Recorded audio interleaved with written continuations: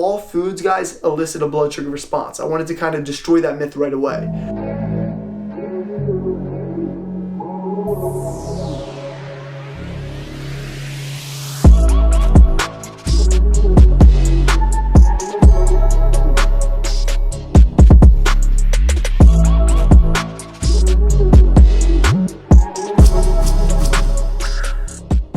Hey guys, what's going on? It's Zach Casey, and today I'm going to be talking about the glycemic index and everything you need to know, especially and how it pertains to fat loss.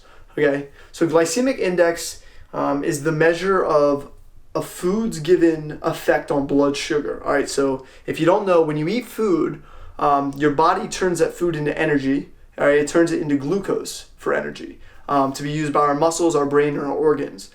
All right, so the glycemic index is a rating from a score from 0 to 100 being its effect on blood sugar. All right, so 100 is really high. That means it has a high effect on blood sugar. Not necessarily the greatest thing, but it's not necessarily a good or bad thing. But say, for example, you eat a donut, right, or table sugar. It has a high glycemic index. The blood sugar response is going to be dramatic. There's going to be a lot of blood sugar released into the bloodstream quickly.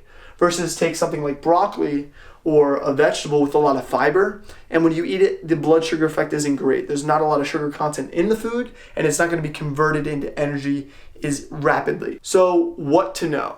All right, guys, so if you consume a balanced meal, all right, with protein, fat, and carbs, and as long as you have relatively high fiber and protein in that meal, the blood sugar response based on the glycemic index is kind of irrelevant.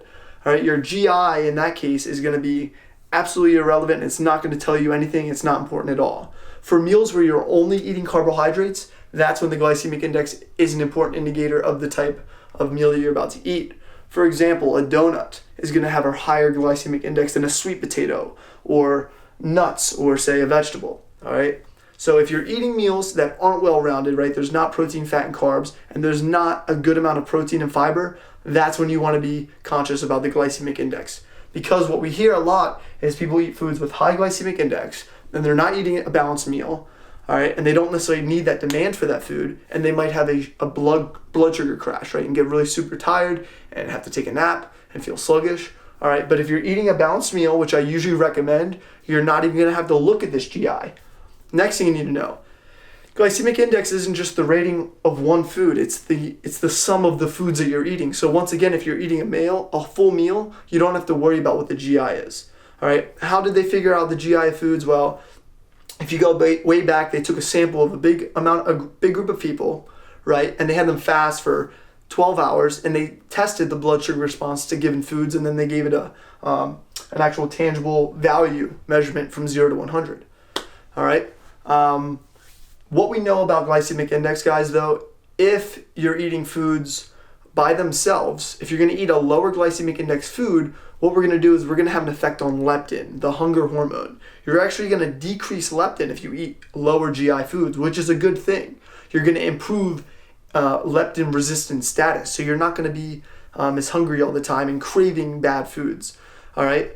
A few more things I wanted to say is that all foods, guys, elicit a blood sugar response. I wanted to kind of destroy that myth right away. Protein, fats, carbs, they all have an effect on blood sugar. Yes, I said protein. Protein actually can be converted to glucose via gluconeogenesis. So if anyone goes and tries to tell you that protein can't be converted into sugar, they're flat out lying. But usually if you're having whole protein sources, they're going to be lower on the GI scale. All right, guys, so the final takeaways are increase fiber, increase protein, and go ahead and eat a full balanced meal of protein, fat, and carbs. If you guys like this video, give it a thumbs up. Feel free to subscribe or leave a comment down below, and check out my social links at Zach Casey Fitness and at Inertia Supply. See you guys later.